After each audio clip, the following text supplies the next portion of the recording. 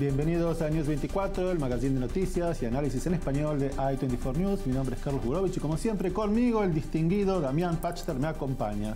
Damián, dame los titulares. Ahí vamos. Ajeta Mimi, ¿educada o usada para provocar? Elecciones en Costa Rica. ¿Quién ganará el balotaje del 1 de abril? El movimiento BDS, Premio Nobel de la Paz.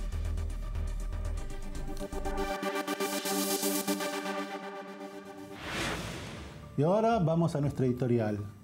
Y hoy vamos a hablar de la línea verde. Sí, de la línea verde. Carlos, ¿qué es esa línea verde? Bueno, aunque parezca difícil de creer, es parte de la historia del Medio Oriente y está en todos los mapas de Israel. Es la línea que delimita el acuerdo de armisticio firmado entre Israel, Jordania y Egipto en 1949. ¿De dónde salió? Para saber cómo nació la línea verde, hay que hablar del señor Ralph Bunche. Diplomático y eximio negociador, fue el mediador de los acuerdos que Israel firmó luego de la guerra de independencia con el Líbano, Egipto y Jordania, reunidos en el Hotel de las Rosas en 1949 en Grecia. Vemos que entre los miembros de la delegación israelí hay un joven comandante de nombre Itzhak Rabin, donde señalan en el mapa las posiciones de los ejércitos en el terreno.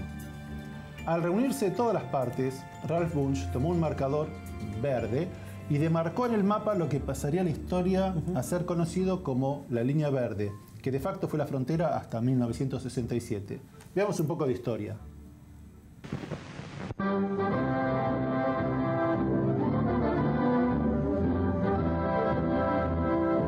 Delegates of Israel and Egypt arrived for the final peace conference at the Hotel des Roses on the island of Rhodes. And they sat at the table with the UN mediator Dr. Ralph Bunche. The Egyptians on the left, Israelis on the right. The UN mediator makes his final plea for an end to the Palestine fighting. And Colonel Saif al-Din signs for Egypt. For Israel, the signature of Colonel Yadin. And then Dr. Walter Eiten, head of the Israeli delegation. Dr. Bunche signs for the United Nations. The first agreement ever reached in modern times between the Arabs and the Jews. An outstanding achievement, a great day in history. The dawn of peace in the Holy Land. Bunche recibió en 1950 el Premio Nobel de la Paz por sus logros como mediador, especialmente en el conflicto entre Israel y sus vecinos. Estamos en la segunda década del siglo XXI. Este conflicto se viene arrastrando desde el siglo XIX. ¿Podríamos tomar un ejemplo de otra región en donde hayan llegado a un acuerdo de paz luego de años de negociaciones? Sí, podemos tomar el ejemplo que le valió el Premio Nobel de la Paz al presidente Santos de Colombia. Si bien ahí no eran dos pueblos enfrentados, sí una sociedad dividida por décadas con miles de víctimas en un conflicto que parecía nunca llegaría a su fin. En nombre de las FAREP, ofrezco sinceramente perdón a todas las víctimas del conflicto, por todo el dolor que hayamos podido causar en esta guerra. Como jefe de Estado de la patria que todos amamos, les doy la bienvenida a la democracia.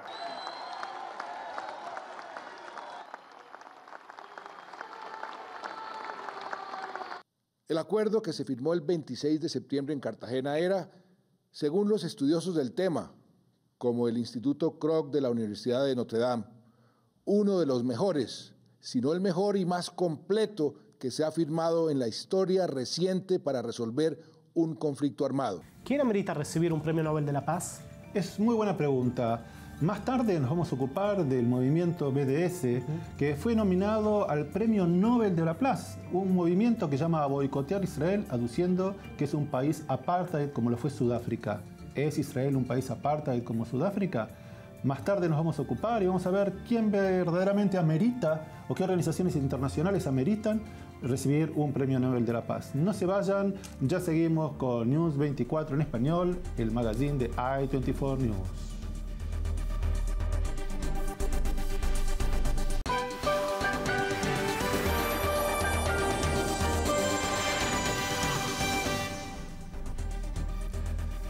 Seguimos con News 24, el magazine semanal en español de 24 News, y ahora nos venimos a la región, Medio Oriente, Israel, y con nosotros en el estudio, como siempre, Yaniv Azulay, para darnos una explicación. ¿Por dónde empezamos hoy, Yaniv? Hoy empezamos en Israel, en Jerusalén, y con un tema que a ustedes les va a encantar, corrupción. No me vas a decir que en Israel hay corrupción. En Israel parece que hay corrupción. ¿Por qué lo digo? Porque la Policía Federal israelí ha decidido imputar o recomendar la imputación del primer ministro Benjamín Netanyahu con cargos de soborno, fraude y abuso de autoridad. Todo esto en el informe de Mike Wagenheim. Now it's official. On Tuesday evening, Israeli police made public their long-awaited recommendations that Israeli Prime Minister Benjamin Netanyahu be indicted. Let's sort it all out, starting with Case 1000. This file alleges that Netanyahu received valuable gifts from longtime friend Hollywood mogul Arnon Milchan in exchange for political favors. Many of the allegations had long been known, but the bombshell dropped on Tuesday night was that Netanyahu's main political rival, Yesh Atid Party chair Yair Lapid, was a key witness in the case. Lapid testified that in his role as Netanyahu's finance minister, he thwarted Netanyahu's attempts to pass legislation that would have extended for 10 years tax breaks for expat Israelis moving back home, saving Milchan big bucks. Netanyahu immediately cried foul. After I read the recommendations report, I can say it's a mistaken document. Extreme. Hold like a Swiss cheese. It won't hold up. Case 2000 alleges that Netanyahu conspired with the publisher of the Yediot Achronot newspaper, Arnon Moses, to gain more favorable coverage in that daily in exchange for legislation harming the freebie Israel Hayom newspaper, which had been viewed as a Netanyahu mouthpiece. The owner of Israel Hayom, Sheldon Adelson, was a longtime Netanyahu friend, but he testified against the prime minister, and it appears Netanyahu's efforts to cut down Israel Hayom's influence wrecked the relationship between the two. The talks between Netanyahu and Moses were recorded, but Netanyahu says nothing ever came of them, and the whole investigation is tainted. I will continue to lead the state of Israel with responsibility and loyalty. As long as you, the citizens of Israel, choose me to lead you, I'm certain the truth will come to light. And I'm certain that also in the next election, which will be held on their appointed date, I will again earn your trust. The cases will make their way to Attorney General Avichai Mandelblit, a former Netanyahu cabinet secretary. He'll ultimately decide whether to hand down indictments. But that could take a while, and Netanyahu has made clear he'll continue to lead the country, no matter what his detractors, especially Lapid, have to say about it. Mike Wagenheim, I-24 News. Yaniv, en la nota Mike decía que esto puede llevar a tomar un tiempo. ¿Vamos a ver a Netanyahu sentado en el banquillo de los acusados dentro de poco? Puede ser, pero todavía falta. Todo esto está en manos del Procurador General del Gobierno de Israel. Él es el que decide si imputar a Netanyahu o no imputar a Netanyahu en base de los hechos que han conseguido en su investigación la policía. Pero, como nos gusta decir a nosotros, esta historia continuará. Vamos a otro tema. Pasemos a Ahed Tamimi. ¿Qué novedades hay del caso de la palestina que fue encarcelada hace aproximadamente un mes y medio? El martes 13 de febrero comenzó el juicio. Estamos hablando de un juicio a puerta cerrada con el argumento de proteger la intimidad de la menor. Ahora, esta menor está en prisión preventiva desde el 19 de diciembre, el día que fue arrestada.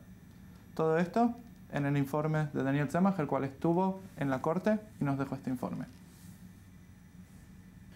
A new chapter in the story of Ahed Tamimi, the Palestinian teen accused of attacking IDF soldier. Her trial officially began today. 2 months ago, Ahed Tamimi was filmed attacking IDF soldier, kicking and slapping him. The video went viral. Since, she has turned into a sort of Palestinian icon of resistance. Today, however, the trial began with a fairly controversial decision, at least in the opinion of defense attorney Gabi Lasky.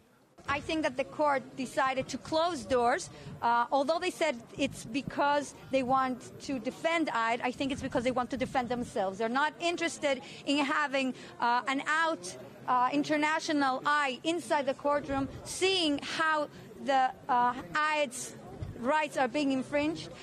Gabi Lasky also said that they do intend to request that the court be open to the press and diplomatic observers that are here also for the trial. But her main argument also drew a lot of attention. What is it exactly? That the occupation is illegal. And she's not even necessarily denying the fact that Ahed Tamimi indeed slapped a soldier or hit a soldier. Rather, that resistance is okay and justified because the occupation is in itself illegal. And furthermore, that all the indictments against Ahed Tamimi, there are 12 indictments, some of those involving incitement and assault, that those are also just a form of deterrence by the Israeli military prison and the military courts to deter others from resisting the occupation. Another decision by the military court that's sure to draw attention, as his trial is set to reconvene on March 11th.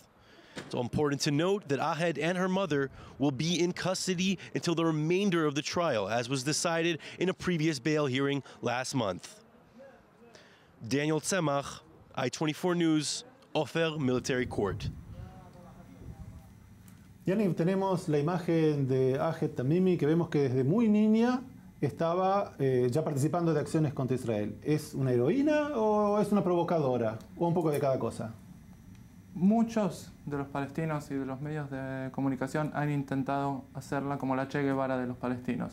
Yo la llamo provocadora profesional. ¿Por qué? Porque fue educada a hacer este tipo de cosas. Desde muy chiquita ha subido videos que se han viralizado de cómo ella ha atacado soldados y lo hemos ya mostrado en un programa, a su padre diciéndolo, yo la he educado a hacer esto. Igual, yo en mi humilde opinión pienso que el Estado de Israel no va a salir muy bien de todo este cuento, porque estamos hablando de una chica que ha celebrado su cumpleaños 17 en la cárcel, en prisión preventiva, y no importa si tienen razón o no, esto es un cuento de David y Goliat, y siempre al final Goliat es el malo y David es el bueno, no importa quién tenga la razón o que digan los hechos. Estamos hablando de una guerra mediática. Bueno, en esta guerra mediática yo quisiera puntualizar que hay mucha desinformación. Y como ejemplo quisiera un post del Telegraph de Inglaterra que decía que Ahed Tamimi fue llevada a juicio en secreto a una corte militar. Y la respuesta nos hizo esperar que en realidad todos los menores tienen derecho a la participación o la presencia de su abogado y de sus padres, pero no es secreto. O sea, en todo el mundo donde hay leyes que protegen a los menores de edad, es lo que ocurre. Ahora, yo quisiera referirme a un sitio de internet que vi en el cual un grupo de feministas utiliza la imagen de Ahed Tamimi, en la que dicen que próximamente puede ser violada o inminentemente puede ser violada por los soldados en donde ella está detenida. Yo creo que es una mala utilización de la imagen de Ahed Tamimi, no es favorable y lo único que hacen es atacar a Israel gratuitamente. Es utilizar a Ahed Tamimi para atacar a Israel y es lo que siempre decimos en esta época de fake news, en el 2018, uno puede decir lo que quiere, pero cuando uno se basa en los hechos, eso no existe. No he escuchado de prisioneras palestinas que han sido violadas en las cárceles israelíes. No han habido historias así. Bueno, es un tema sobre el que seguiremos hablando, la imagen de Israel y cómo se utiliza a jóvenes palestinos en la lucha o por la liberación de Palestina o en la lucha contra Israel. Yaniv, muchas gracias. Un placer. En el próximo bloque nos vamos a Costa Rica.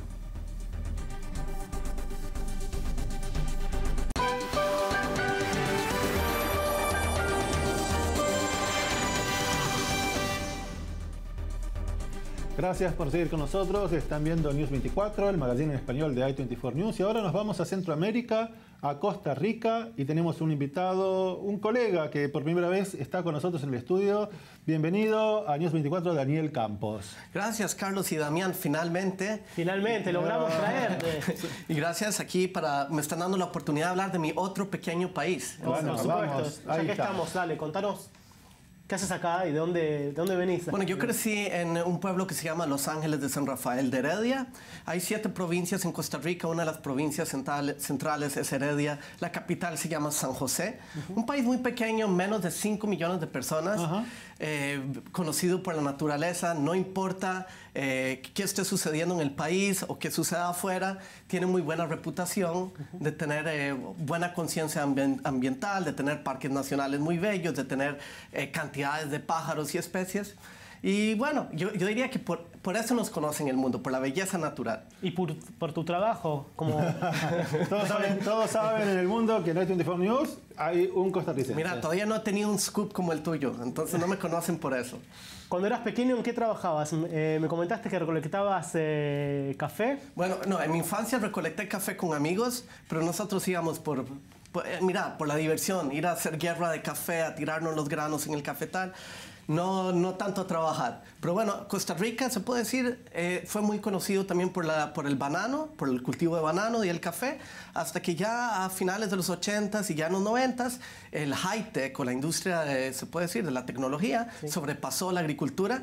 Hoy día es turismo, tecnología y luego tenemos los exportes del banano y el café. Hablamos un poco ahora de la relación entre Costa Rica e Israel. Contanos un poco historia. Bueno, Costa Rica reconoció a Israel en la partición del 47, luego reacertó en el 48, cuando se fundó el Estado de Israel, estuvieron en favor. Y Costa Rica tuvo mucho tiempo, desde el 81 hasta el 2006, Costa Rica tuvo la embajada en Jerusalén. Todos sabemos lo controversial que es tener una embajada en Jerusalén.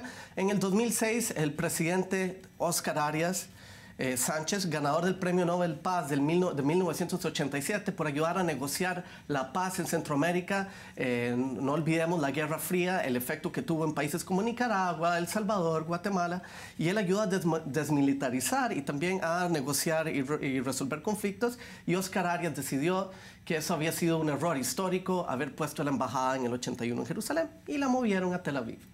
Bueno, ahora aprovechando que tenemos todavía embajada de Costa Rica en Israel, fuimos a conocer al actual embajador. My name is Esteban Penrod, and I'm the ambassador of Costa Rica in Israel. Hola, bienvenidos. Adelante. First off, we are the most stable democracy in Latin America. And one of the emblematic things about Costa Rica is the fact that we have no army. It was abolished at the same time that the State of Israel was born. So that time it was born as a second republic with very strong democratic values. People are very free to say whatever they think, and they say it. 5% of the biodiversity of the world is in Costa Rica. We have crocodiles and we have deer and puma and jaguars. So it's like a big garden. We have mountain ranges that have volcanoes, which are erupting right now. The combination of being at the downtown of the capital city in the morning, and in a couple of hours, hour and a half, you can be at the beach, which used to be a day's journey in the beginning of the century when my grandfather used to go with the oxen cart. What it used to be the most typical way of transportation in Costa Rica. In fact, it was mainly to transport the coffee that would be taken from the Central Valley to the coast. Coffee was like the passport for getting out of the isolation we had during the colonial time. And since it was such a high quality, everybody started growing. Even the state gave away land for farmers to start with the business. I'm very happy to be here as a foreign representative. People treat us very nicely. The language is very hard to learn because it's so different to anything that I've learned before.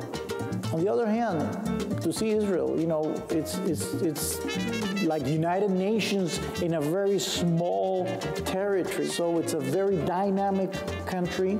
Everybody's so straightforward. You feel there are no boundaries, and it's like you get used to it in a way of feeling free to participate as well in everybody's lives, which is one of the key components, I believe, to feel at home. El embajador dice que se siente como en su casa. Si hoy tenemos que de alguna manera hacer foco en el fuerte de las relaciones entre Costa Rica e Israel, ¿cuál sería el punto? Definitivamente económicas, y se puede asegurar de que Israel ha tenido más beneficios económicos debido a que tiene más que venderle a Costa Rica, mientras que la mayoría de importes de Costa Rica hacia Israel vienen siendo fruta seca, por ejemplo, también importes de café y otros tipos de frutos, por decirlo así. Commodities, fundamentalmente. También Israel le ha dado asistencia a muchas ciudades en lo que tiene que ver con asistencia en agricultura, capacitaciones en el Instituto Golda Meir, aquí en Haifa, y no solamente, también en seguridad. Mi ciudad, por ejemplo, Heredia, recibe cámaras de la ciudad de Ariel, cámaras de seguridad, entonces... Muy bien. Cuando regresemos seguiremos hablando de Costa Rica con Daniel Campos, vamos a hablar de las elecciones y de famosos costarricenses. No se vayan.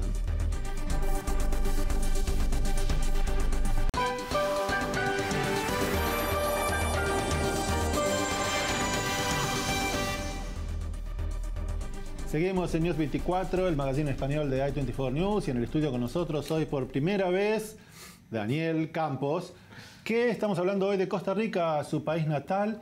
Y hay un costarricense muy famoso, ahora sabemos que en el mundo la imagen de los deportistas es lo que hace asociar con un país. Contanos un poco de quién es el costarricense este. Mira, Costa Rica no tiene la suerte de Argentina de tener tantos jugadores jugando en clubes de tanto nivel como el Real Madrid o Barcelona, pero tiene un jugador en el Madrid y es el portero Keylor Navas. Y bueno, recientemente se acaba de hacer una película sobre la vida de él. Y eso que él creció, la vida de él creció muy humilde en el campo, en un lugar que se llama Pérez Celedón, familia agricultora, muy religiosa.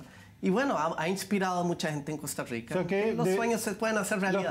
Veamos entonces cómo Keylor Navas hizo realidad su sueño de llegar al nivel más alto del fútbol mundial. Es un día histórico para Costa Rica. Hoy, Keylor Navas se perfila como uno de los grandes porteros del mundo. Por primera vez, un tico se pone la camiseta del Real Madrid.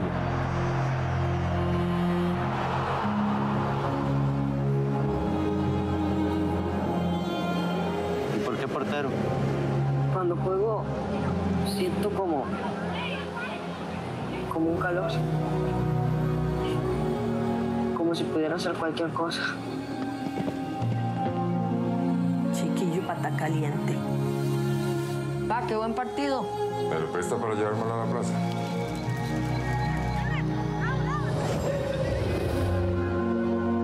Bueno, sin altura no hacemos nada. Despídase de su papá.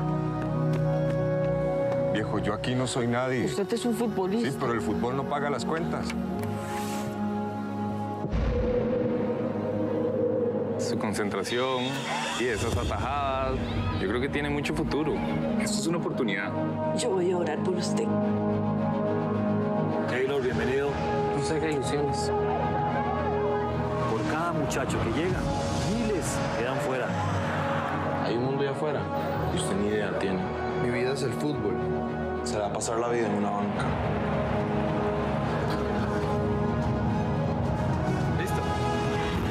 Vienes de un país pequeño. ¿Cómo hace una persona como tú para llegar a uno de los clubes más grandes del mundo? Cuando un sueño es acompañado por fe, la distancia es solo parte del camino.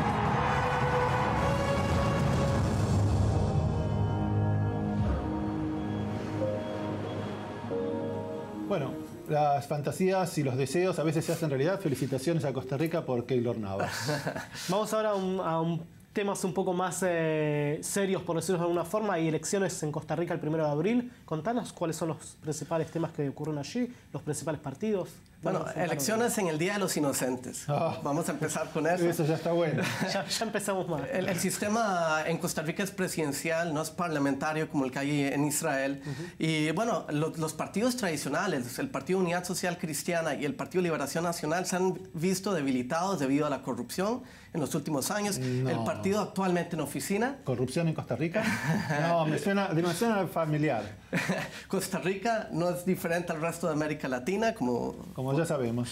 El Partido Acción Ciudadana es el que está ahorita, Luis Guillermo Solís es el presidente, y el candidato oficialista lanzándose también por el PAC, el señor Montero, Alvarado, Carlos Alvarado. Los dos candidatos se llaman Fabricio Alvarado y Carlos Alvarado, pero no están relacionados. Fabricio Alvarado es un pastor cristiano, un cantante, y él es el que está liderando el Partido Restauración Nacional. Es también diputado de la Asamblea Legislativa, y este es un partido relativamente nuevo. Llevan menos de una década de existir. ¿Y cuál es la agenda? Él ahorita está liderando en los sondeos. Ajá. Y el otro partido, el oficialista, está siendo liderado por Carlos Alvarado, un cantante de rock en su juventud.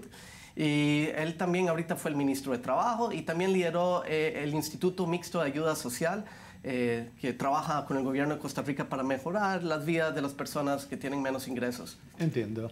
Bueno, el 1 de abril habrá elecciones en Costa Rica, entonces veamos qué es lo que proponen los candidatos. Fundamentalmente consideran que los santianos no servimos para nada. Yo tengo 90 años y es una injusticia que en Costa Rica la gente después de 45 años no consiga trabajo. Ya a 60 años lo consideran inútil y eso no puede ser. Entonces yo voy a luchar por eso. Bueno, aquí estoy en la Escuela García Monge, dando mi voto. Estoy muy emocionada de ver que hay bastantes costarricenses votando aquí en esta escuela, y no solo en esta, también he visto por televisión que bastante gente se ha arrimado para que seamos una Costa Rica digna, una Costa Rica que tenga mejores para un futuro. Sí, muy contentos, pero además no fue solo en la Fuente de la Hispanidad, fue en todas las cabeceras de los cantones y de distritos donde tuvimos una presencia increíblemente grande de una caravana liberacionista muy optimista, muy motivada, y eso nos hace sentirnos muy felices de que estamos viendo con gran optimismo el futuro de esta elección. Daniel, hay un tema que creó una especie de brecha entre ambos partidos. Contanos cuál es ese tema. El matrimonio entre personas del ambos sexos, el aborto y también el debate sobre la fertilización in vitro. Eso es lo que ha hecho el debate aquí fuerte. Y bueno, se habla de una alianza secreta entre la Iglesia Católica que están apoyando a los evangélicos secretamente detrás de las escenas. Eso es lo que mucha gente cree. Y bueno, están liderando los evangélicos, mientras que personas como las que vemos aquí en estas imágenes, que son más liberales, obviamente van a votar en favor del Partido Acción Ciudadana. En la Corte Interamericana de Derechos Humanos, unas semanas antes de las elecciones, trataron de promoverle a Costa Rica la idea de que llegó la hora de que Costa Rica tiene que reconocer el matrimonio gay. Pero no ha sido fácil. Fue una bomba y eso le favoreció a los partidos cristianos. Fabricio logró agarrar todo este asunto y decir, nos están tratando de imponer, quieren meterse con nuestra soberanía. Esta corte, al imponer a nosotros aceptar esto. Nos comentaste antes acerca de un fenómeno que era la esposa de Alvarado. Explícanos un poco qué es eso. Bueno, los partidos de oposición han capitalizado en contra de los evangélicos con ideas de que ellos son fanáticos y obviamente mostrando videos de ellos con los ojos cerrados, rezando después de haber ganado la primera ronda de elecciones, y también con un video de la esposa de Fabricio hablando en lenguas. ¿En lenguas? En lenguas. Cuando las personas evangélicas a veces entran en trance, hablan en lenguas, porque el Espíritu Santo, o dependiendo la interpretación, entra en ellos y empiezan a hablar en lenguas. ¿Podemos ver de qué se trata? Adelante. Adelante, a ver. por esa activación, y yo sé que la señal, porque lo puedo ver y lo puedo sentir, son como bolas de fuego que van a caer sobre tu vientre. Mujer, prepárate. Hombre, prepárate, ponte la mano ahí, porque está descendiendo el fuego del Espíritu de Dios, se está quemando. Vas a empezar a ver, vas a empezar a sentir una necesidad, vas a sentir la necesidad de hablar en lenguas, y las lenguas aumentarán, la diversidad de lenguas empezará a aumentar. Profeta, puedo ver cómo hay gente donde está escuchando lenguas y el Espíritu Santo viene con interpretación. Y ramasheka taramasoa y kotoromo kendara mamamasheke teramasoa ingoromoso cantaramaquea ramasheka taramajo. Y se está despertando porque puedo ver a Dios como olas y puedo ver fuego que está siendo dimensionado. Daniel, ¿quién gana? Mira, me preguntas a mí, sí. Muy difícil. Ni siquiera fui a votar. Ya tenemos el derecho de ir a votar aquí en la Embajada de Israel y no fui. Entonces prefiero no decir. Y bueno, por el grupo de WhatsApp de mi familia, puedo decir que está dividido. Está dividido los sondeos en los medios de comunicación. Bueno, los sondeos. El último sondeo publicado recientemente por Opol Consultores dice 55% Restauración Nacional, el Partido Evangélico, mientras que 44.9% el Partido Acción Ciudadana y Carlos Alvarado. O sea que va a estar peleado. De todas maneras, la contienda no está definida. Sabremos el Día de los Inocentes si es broma o si es verdad. Bueno, le vamos a dedicar entonces un espacio. Daniel, te vamos a volver a invitar. Un gusto que hayas estado con nosotros esta primera vez y esperemos que no sea la última. Cuando regresemos, un parlamentario noruego propone al movimiento BDS para recibir el Premio Nobel de la Paz, un movimiento que llama a boicotear a Israel, aduciendo que es un país apartheid como lo fue Sudáfrica. ¿Merece un premio Nobel de la Paz? ¿Es Israel un país apartheid como Sudáfrica? No se vayan, ya seguimos con más News 24, el magazine en español de i24 News.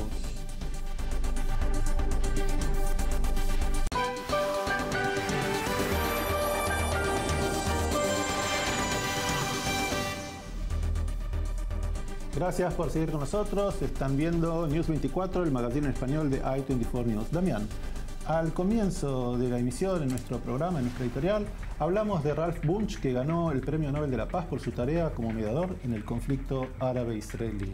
Recientemente, Bjørnar Moxnes, líder del Partido Rojo de Noruega, que representa aproximadamente el 4% de la población de su país, propuso nominar el movimiento de boicot, desinversión y sanciones BDS, por sus siglas en inglés, para el Premio Nobel de la Paz 2018. Al explicar la nominación, Moxnes declaró que la campaña del BDS es la de un movimiento no violento que lucha por la libertad, la igualdad y una paz justa para el pueblo palestino. Bueno, yo no estoy tan seguro que todos los que adhieren al BDS son tan pacíficos e igualitarios. Algunos hasta dicen que Israel no tiene derecho a existir. I think Israel has a right to exist. Oh, you don't? No. Okay. Israel is a state in the Middle East that it's basically an apartheid state, right? Why is it an apartheid state? I mean, it has a wall, first of all. I mean, it's not, you can't even become a party unless you recognize that Israel is a Jewish and democratic state, so that doesn't really sound democratic to me. Según Moxnes, la nominación al Premio Nobel de la Paz se debe al impresionante éxito que tiene el movimiento BDS. Bueno, no sé si es tan exitoso, lo hemos tratado en un programa anterior en el que vimos que las actividades del BDS, por ejemplo en España, han sido declarado en muchos lugares ilegal. El BDS se inspira en el movimiento contra el apartheid, repitiendo hasta el cansancio que Israel es un país apartheid como lo era Sudáfrica. Israel, Cisjordania, ¿es todo lo mismo, Damián? Obviamente que quienes ignoran la realidad del Medio Oriente y del conflicto entre Israel y los palestinos no sabe diferenciar un lugar del otro. Uno es Israel, un Estado soberano, y el otro, para los palestinos, es territorio ocupado, para parte de la sociedad israelí es territorio liberado, y según los acuerdos de Oslo que firmaron ambas partes en los años 90, es un territorio cuya delimitación final debe ser acordada hasta que se pongan de acuerdo y definan cuál es la frontera. Pero, ¿se puede comparar el apartheid sudafricano con la realidad de Israel? Las leyes del apartheid que impuso la mayoría blanca en Sudáfrica, ¿existen en la legislación israelí? La mayoría de la gente sabe que en el fondo la idea era separar a la población blanca de la negra. Pero había otras leyes que sería bueno recordarlas. Leyes del apartheid de Sudáfrica. La Ley de Prohibición de Matrimonios Mixtos número 55 de 1949. Prohibió los matrimonios entre blancos y personas de otras razas. Ley de Inmoralidad del año 1950. Prohibió el adulterio, los intentos de adulterio y los demás actos inmorales, sexo extramarital, entre blancos y personas de otras razas. Ley de Resoluciones de Conflictos Laborales de 1953. Prohibió la participación de trabajadores negros en huelgas. A ver, Damián, ¿a vos se te ocurre que un sindicato en Israel llama a la huelga donde hay afiliados árabes y los judíos se quedan en la casa o salen a protestar, los árabes siguen trabajando? Inexistente. En Israel, la Histadrut, que es la Confederación de Trabajadores, es una organización muy fuerte y todos sus afiliados son sin distinción de sexo ni origen, y a nadie se le ocurrió o escuchó decir que alguna vez los árabes quedaron fuera porque tienen prohibido ir a la huelga. Veamos algunas otras leyes que había en Sudáfrica. Ley de Servicios Públicos Separados número 49 de 1953. Esta ley forzó la separación del espacio de uso de los servicios públicos, destinándose áreas reservadas a los blancos y otra para los no blancos. Por ejemplo, la Ley 47 de Educación Bantú, que estableció un departamento separado, totalmente nuevo y diferente de los estudiantes blancos de los no blancos. Ley de Extensión de Educación Universitaria número 45 de 1959. Prohibió el acceso de negros a las universidades reservadas para la población blanca. Vos sabés, Damián, que de todas estas leyes, esta última me llamó mucho la atención, la de educación universitaria. En Israel hay un 20% de población que es árabe. Y la pregunta que yo me hice es, ¿hay alguna ley que prohíba el acceso de los árabes a estudiar en la universidad? No. No, todo lo contrario. Veamos algunas estadísticas recientes, que la fuente oficial es la Central de Estadísticas de Israel. Datos sobre títulos académicos del año 2014-2015, licenciados en Masters, BAs y MA. Total egresados con títulos académicos, 73.500. Ese es el 100%. Total de judíos y otros cristianos, drusos, etc., 80,3%. Total de árabes, 9.188, el 19,7%. Como se puede apreciar, no es igual que en Sudáfrica. Y ahí, investigando, encontré un Twitter que me llamó mucho la atención, que decía lo siguiente. En Israel hay más de 65 leyes discriminatorias contra ciudadanos árabes o palestinos en los territorios ocupados debido a su nacionalidad. Encontramos la DID, base de datos de leyes discriminatorias, en el sitio web de Adalah, que es el Centro de Derechos Legales para la Minoría Árabe en Israel. Y miramos algunas de las leyes a las que hacen referencia, por ejemplo, pérdida de ciudadanía o nacionalidad. Mencionan que una ley que pasó en la Knesset en marzo de 2011, en la que se puede revocar la ciudadanía de una persona si es acusada de traición, espionaje, ayuda al enemigo en tiempos de guerra y otros males. Buscamos la palabra árabe o palestino en esa misma ley, pero no la encontramos. Claro, supusimos que la ley era discriminatoria al estilo apartheid de Sudáfrica y que solo existe en la legislación israelí porque este país es un país apartheid, pero no. Fuimos a ver cómo es en otros países, por ejemplo, los vecinos. Veamos qué pasa en Jordania. Allí el individuo cuya conducta socava la seguridad del reino hashemita de Jordania, él y su familia pueden ser despojados de la nacionalidad. Veamos, por ejemplo, qué pasa en Arabia Saudita. El individuo trabaja para otro gobierno o ejército, ciudadanos sauditas no pueden renunciar a su nacionalidad sin permiso, sin embargo, el gobierno puede revocársela si la persona presenta peligro como terrorista. Vayamos hacia Egipto. Si ha obtenido nacionalidad israelí, el individuo se suma a un organismo extranjero cuyos fines incluyen el socavamiento de orden social y económico del mismo Estado usando la fuerza o cualquier otro medio legal. Pero Damián, estos son países de acá que podríamos decir no son muy avanzados. Buscamos alguno que tenga larga tradición democrática. Veamos qué pasa en Gran Bretaña. Desde 2003, bajo la Ley de Nacionalidad, Inmigración y Acta de Asilo 2002, nacionales británicos pueden ser privados de su ciudadanía si el ministro del Interior considerase que el individuo fuese responsable de serios actos perjudiciales a los intereses vitales de Gran Bretaña y sus territorios ultramarinos. Ahora bien, un movimiento que llama al boicot, aprovechando la ignorancia y el desconocimiento de la gente sobre la realidad que se ve en Israel día a día. ¿Merece un premio Nobel de la Paz? Moxnes es un llamamiento a los grupos y activistas de derechos humanos para que se unan a la campaña. Creemos que una campaña internacional para otorgar el Premio Nobel de la Paz al movimiento BDS puede contribuir tanto para legitimar el movimiento BDS como más ampliamente para volver a poner la causa palestina en el ámbito internacional, así lo declaró él. Bueno, yo quisiera, antes de terminar con este episodio, decir que, por ejemplo, la Organización Internacional del Trabajo ganó el Premio Nobel, la Cruz Roja Internacional ganó el Premio Nobel y que Amnesty Internacional ganó el Premio Nobel. Damián, todas estas organizaciones ameritaron ganar un Premio Nobel por haber sido favorables a una mejora en las condiciones de vida de la humanidad, no por llamar a un boicot a un país determinado. En el próximo bloque nos vamos a Jerusalén. ¿Qué es el campamento ruso y qué gusto tienen las empanadas del Shuk?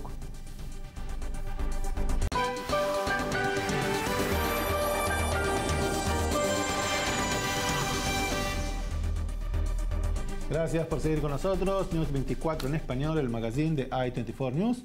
Terminamos nuestro programa con el tradicional segmento Una imagen vale más que 1000 palabras. Y hoy con dos notas sobre Jerusalén, ciudad que con su milenaria historia contiene lo antiguo y lo moderno. En el corazón de Jerusalén hay un campamento ruso, sí, hace ya más de 100 años.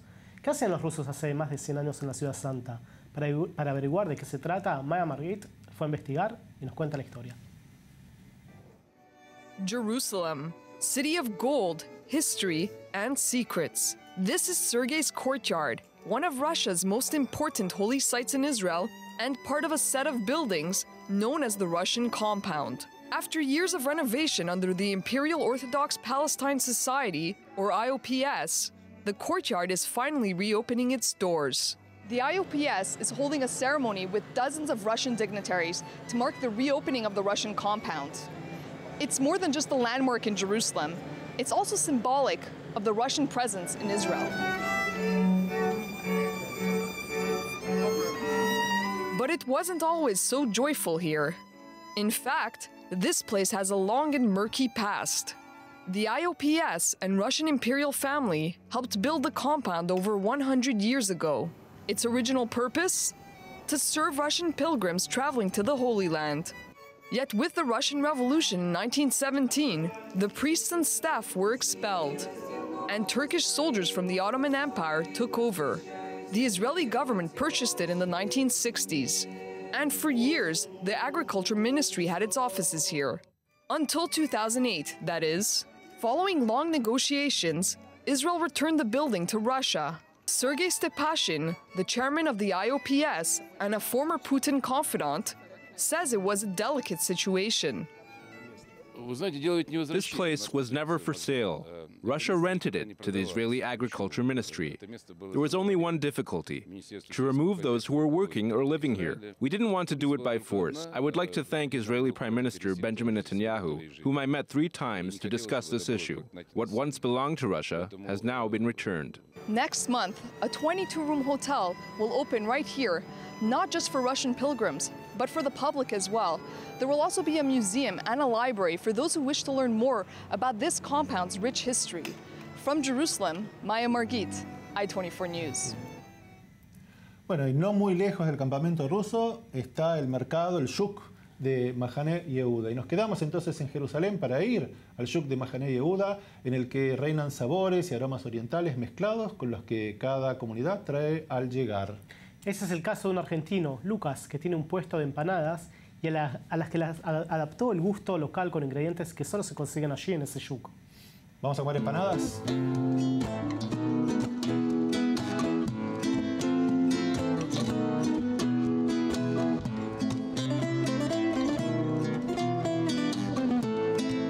Empanadas for me is my family. Is the food of my memory. I come from Corrientes Capital, small province of Argentina. In every house you can find different kinds of empanadas. In my family, the empanadas is the full meat, olive, egg, a lot of love, and paprika. I bring the empanadas to Israel because it's my way to say the Argentinian Jews make Aliyah and we are here in Jerusalem. For me, to be in the middle of the shuk is a big dream. My version of the empanadas for the Israeli people is with lamb, dates, peanuts, and ras el hanout. Ras el hanout is very traditional mix of spices. The meaning is Ras is Rosh, Rosh is head, and Hanud is like a store. It's like the head of the store. This is so many flavors, Israeli flavors, and you bring the empanadas with henna.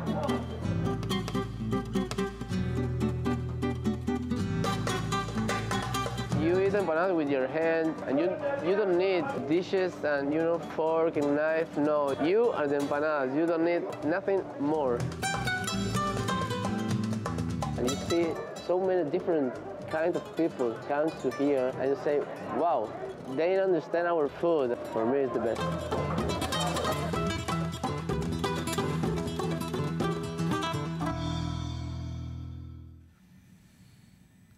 Damián, ¿tendrá delivery Lucas? Espero. Lo llamamos, le pedimos que nos mande una docena de empanadas para probarlas. Deben tener un gusto espectacular. De paso, si pasan por el Shuk, dense una vuelta por la ciudad antigua, que es genial. Bueno, y además, como vimos, Jerusalén no solamente tiene cosmopolita, no es solamente cosmopolita en la gente, sino también en sus sitios históricos. Bueno, nos despedimos de esta semana, hasta la semana que viene. Hasta la semana que viene. Nos pueden seguir como siempre en Twitter, en Facebook, en YouTube. Estaremos aquí para comentarles en español qué ha pasado esta semana en Israel, el Medio Oriente y un poco en Latinoamérica. Hasta la semana que viene.